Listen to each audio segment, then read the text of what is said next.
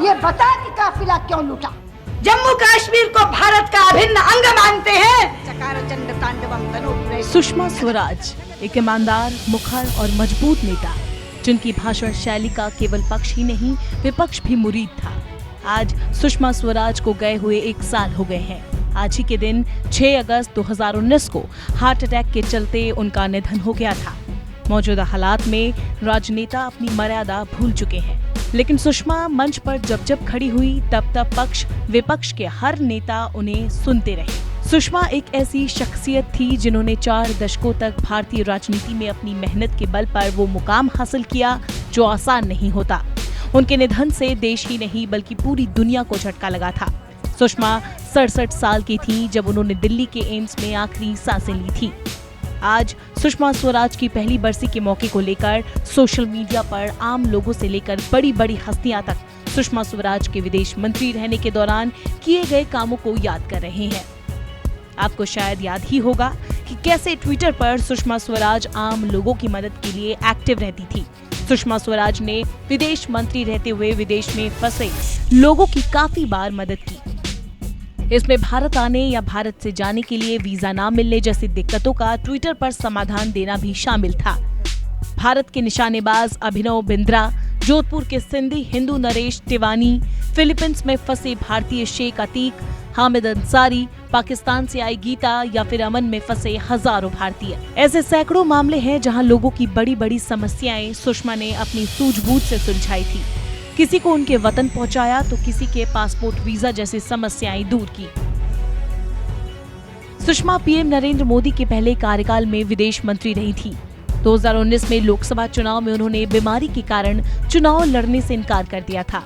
सुषमा के विदेश मंत्री के कार्यकाल के दौरान उनकी सक्रियता की काफी तारीफ होती थी। वो बीजेपी की दिग्गज नेता में शुमार होती थी। सुषमा दिल्ली की पहली सीएम भी रह चुकी थी और मध्य प्रदेश की विदिशा से सांसद थी। अटल बिहारी वाजपेयी के पीएम रहने के दौरान सुषमा स्वराज उनके मंत्रिमंडल में भी शामिल हुई थी। सुषमा स्वराज सिर्फ अपनी बोली और दरियादिली की ही वजह से खास नहीं थी।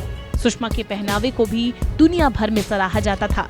दिलचस्प बात यह है कि सुषमा स्वराज का पूरा जीवन सार्वजनिक रहा, लेकिन उनकी निजी जिंदगी से जुड़ी बेहद कम बातें ही लोगों के सामने आई। इसी तरह की उनकी कहानी उनकी शादी से भी जुड़ी हुई है। सुषमा स्वराज की शादी स्वराज कौशल से हुई थी। स्वराज कौशल देश के जाने माने वकील है। चंडीगढ़ में लॉ की पढ़ाई के दौरान सुषमा की दोस्ती स्वराज कौशल से हुई। शुरुआती दिनों में दोनों के बीच प्यार वगैरह जैसी कोई बात नहीं थी। दोनों केवल अच्छे दोस्त थे, लेकिन दिल्ली में प्रैक्टिस के दौरान दोनों में नजदीकियां बढ़ गई थी। लेकिन उस जमाने में लव मैरिज करना, वो भी दूसरे कास्ट में, बड़ा मुश्किल काम था। और ये काम तब और मुश्किल होना था जब सुषमा के पिता हरदेव शर्मा एकदम आरएसएस पर्सनालिटी से प्यार का इजहार करना हो। हालांकि बेटी सुषमा से उनका खास लगाव था, इसीलिए वो बेटी की लव मैरिज के लिए जैसे तैसे मान ही गए। बहरहाल आज सुषमा स्वराज हमारे बीच नहीं है, लेकिन उनकी जैसी बेबाक, मेहनती और दरियादिली नेता और प्रवक्ता को खोकर भारत हमेशा ही अफसोस करेगा। पहली पुण्यतिथि पर सुषमा स्वराज को न्यूज़ 24 की ओर से श्रद्धांजलि। सबके सुख की कामना करते हैं और जिस मंत्र के माध्यम से सबके सुख की कामना करते हैं, उसी मंत्र का उच्चारण करके मैं अपनी बात को समाप्त करना चाहूंगी। वो मंत्र है सर्वे भवन्तु सुखिनः, सर्वे सन्तु निरामयाः, सर्वे भद्राणि पश्यन्तु, माँ कश्चित् दुःखभाग् भवेत्। जिसका अर्थ है सभी सुखी हों, सभी स्वस्थ हों, सभी अपने इर्द गिर्द अच्छा ही अच्छा देखें, कोई भी दुखी ना हो, कोई भी दुखी ना हो, कोई भी दुखी ना हो। धन्यवाद।